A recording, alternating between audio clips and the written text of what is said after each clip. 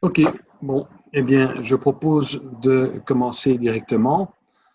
Dans la pratique, ben oui, merci de votre présence d'abord, hein. Ça me permet en effet de partager mon expérience pratique essentiellement de tout ce qui est interim management. Donc, pourquoi est-ce que je fais ça? Parce que je pense que c'est une problématique spécifique. Hein, l'interim management, ce n'est pas un recrutement comme un autre, donc il faut avoir une approche spécifique. Ce que je propose, c'est qu'à la fin, il y ait des questions qui puissent être posées, bien sûr, hein, mais que pendant la présentation, pour que je puisse me tenir aux 10 minutes, on se limite à mon exposé uniquement. Donc, pourquoi décrire les raisons du recrutement d'un interim manager? Pourquoi cette question d'abord? Dans la pratique, donc, il y a des différences entre le recrutement classique et le recrutement d'un interim manager, et d'où une série de questions qui viennent. On voit que, par exemple, en recrutement classique, plusieurs mois sont nécessaires. De l'autre côté, 3 ou 4 jours, voire moins, sont nécessaires. On attend que le candidat quitte son emploi précédent de manière classique, mais ici, pour l'interim management, le candidat est libre immédiatement. On voit qu'il y a des assessments pour des recrutements classiques, mais il n'y en a pas au niveau de l'unité management. Au niveau de recrutement classique, on évalue des compétences, tandis que dans l'unité management, c'est des expériences. D'un autre côté, on parle de diverses interviews. Ici, un nombre d'interviews restreint. On peut prendre des références des deux côtés. D'un côté, c'est un contrat à durée indéterminée et de l'autre, a priori, à durée indéterminée. Et puis, on parle d'une fonction à remplir dans un recrutement classique, tandis que pour l'interim manager, c'est une mission spécifique à remplir.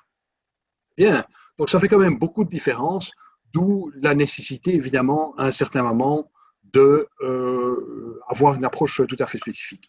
Et pour rappel, quand même, je dis qu'un interim manager, c'est une personne qui a minimum 10 ans d'expérience en management, minimum 3 sociétés en expérience, un statut d'indépendant et avec pour objectif introduire dans une organisation pendant minimum 4 mois un manager opérationnel temporaire pour résoudre un problème temporaire de management. Donc ça, c'est une bonne définition où on trouve 3 types de missions: la crise, la transition délicate, je dirais, et les différents projets où soit du temps, soit des expertises sont nécessaires. Je remets ça en place pour bien savoir de quoi on parle. Hein, on parle bien de interim management dans ce cadre-là. Alors, pour rappel, une mission d'interim management nécessite une solution immédiate, avec une efficacité immédiate et une action immédiate. L'immédiateté, c'est quelque chose de très important. Je rappelle malgré tout, parce que bien souvent on confond, urgence ne veut pas dire précipitation. Donc, avoir un interim manager en 2 heures, oui, bien sûr, c'est possible. Mais est-ce bien nécessaire de ne prendre que 2 heures pour sélectionner quand même des personnes qui, stratégiquement et budgétairement, auront un impact important sur l'entreprise? Moi, je pense que si on veut bien faire son travail, 2, 3 jours, voire 4 jours, selon le cas, hein, sont quand même nécessaires. Le temps de pouvoir faire une bonne sélection et de pouvoir, je dirais, veiller à avoir un beau panel de candidats. Il y a 3 points de vue et 3 types pour venir au cœur du sujet. Ce qu'il faut bien retenir, c'est qu'il faut apporter une solution dans cette démarche-là. Et c'est ce que je considère être un travail commun entre l'interim manager, l'intermédiaire que je suis et le client. Donc, je viens de les citer, les 3 intervenants, et les types d'interventions que j'ai nommés tout à l'heure, hein, la crise de projet et la transition. Vous verrez que ces éléments ne sont à tenir en compte finalement que pour l'intermédiaire que je suis. Alors, d'un point de vue de l'organisation, ils ont besoin d'une solution immédiate, on l'a évoqué, et cette organisation connaît les grandes lignes du problème. Bien. Elle sait aussi qu'elle ne sait pas y faire face puisqu'elle fait appel à une aide externe. Et le danger de ce type d'approche, c'est que l'organisation trouve évident de ne pas communiquer plus que le fait qu'ils ont besoin d'une personne qui sait faire ceci ou cela.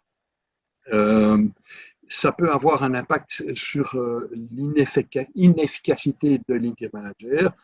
Pourquoi? Mais parce que à un certain moment, il faut bien considérer que l'interim manager, s'il n'a pas les tenants et les aboutissants, il y aura un impact important sur le résultat.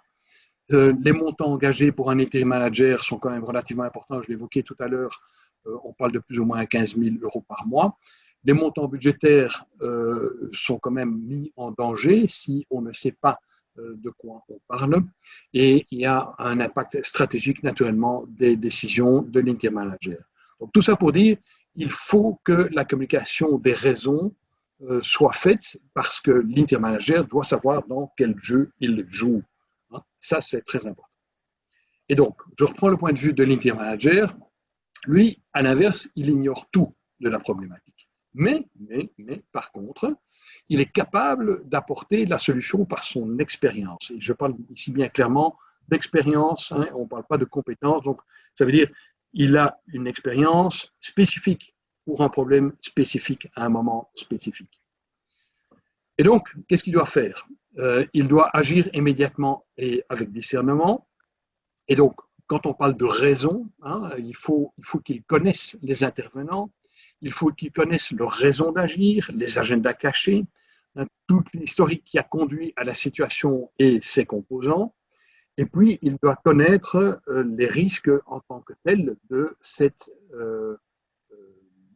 mission, parce que finalement, s'il ne connaît pas les risques, il risque précisément de tomber dans des pièges.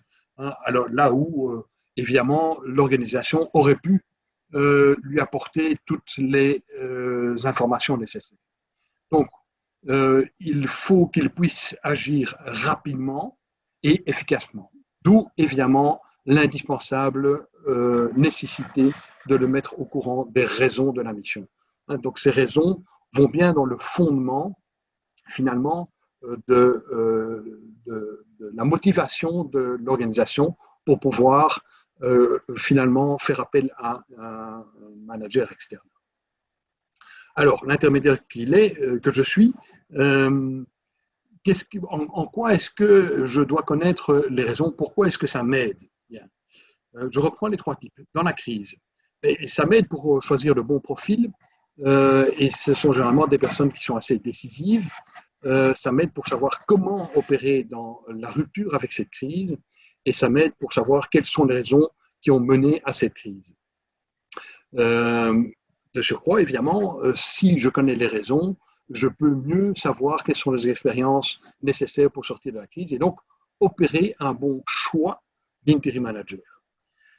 Quand il s'agit de transition, alors il faut que je puisse aussi connaître le profil qui est plutôt en phase avec la culture de la société, mais si on fait appel à un interim manager, c'est bien souvent parce qu'il y a d'autres choses qui sont derrière, et par exemple, il peut y avoir des projets, et donc je dois aussi savoir quelles sont ces raisons pour que je puisse trouver une personne qui est capable de suivre ce projet. Je dois savoir si cette personne est absente, hein, et va revenir, ou bien si on va recruter une autre personne, hein, pour savoir dans quelle mesure est-ce que certaines activités peuvent être accomplies ou pas. Donc connaître finalement aussi les raisons du départ et leurs conséquences pour pouvoir avoir la personne adaptée par rapport à ce départ temporaire ou définitif de cette personne en attente qu'une autre vienne la remplacer. Et puis évidemment, la mission de l'intermédiaire en tant que telle est aussi d'informer l'interim manager et le challenger par rapport à cette mission. C'est valable d'ailleurs, je dirais, dans tous les types de missions en tant que telles. Et donc, forcément, si moi je ne connais pas le background, donc toutes les raisons pour lesquelles on doit à un certain moment placer un interim manager, eh bien, il y a forte chance que je n'arrive pas à mes résultats. Pour un projet, de la même manière, quelle expérience est nécessaire vu l'organisation externalise? Il faut savoir l'expérience. Hein, qu'est-ce qui a amené à mettre en route, comprendre les enjeux, quels sont les freins et les moteurs, quel est l'impact sur les actions et les points d'attention, quels sont les risques, hein, et qui ont été évalués par conséquent par le passé. Hein, c'est une des raisons pour lesquelles on fait appel à un externe. Quel est l'impact sur le choix donc de l'interim manager quelle est toute l'histoire et donc quel est l'impact sur le futur, quelles sont les hypothèses envisagées par le passé et qui donc vont pouvoir être mises en place dans le futur. Donc, oui, il faut que l'intermédiaire connaisse toutes ces raisons de cette mission pour maîtriser le choix du candidat, correctement informer ce candidat et coacher sa mission avec pertinence. Et donc, oui, très clairement, il faut communiquer les raisons de la mission. Donc, la bonne solution quand on est face à une mission d'interim management, c'est faire appel à un expert en recrutement d'interim manager, ça d'une part, avoir un briefing, j'insiste, avec le line manager ou un expert qui peut identifier le type de mission et les éléments indispensables qui vont pouvoir aider à trouver le bon interim manager et savoir quelle expérience sera nécessaire. Un intermédiaire également qui va pouvoir utiliser le project charter comme je le fais et définir la mission par écrit, que le client, l'interim manager et l'expert soient tous au courant de ce qu'il faut faire de la mission et du contenu de la mission. Et alors, je répète encore une fois, urgence ne veut pas dire précipitation. Donc, chez nous, Schenco & Co, les spécificités, c'est quoi? C'est de l'expérience, plus de 1000 missions traitées déjà, plus de 40 ans en management opérationnel, 13 ans de recrutement spécifique en interim management, plus de 4000 candidats interim managers en contact, et puis un fil transparent limité dans le temps de 9 mois maximum. Et j'utilise un project charter comme outil de mission. Voilà. Ah oui, j'ai oublié évidemment le contrat libre entre l'interim manager et le client. Donc, il y a moi qui contracte d'un côté et il y a l'interim manager qui contracte de son côté avec le client. Bien, voilà.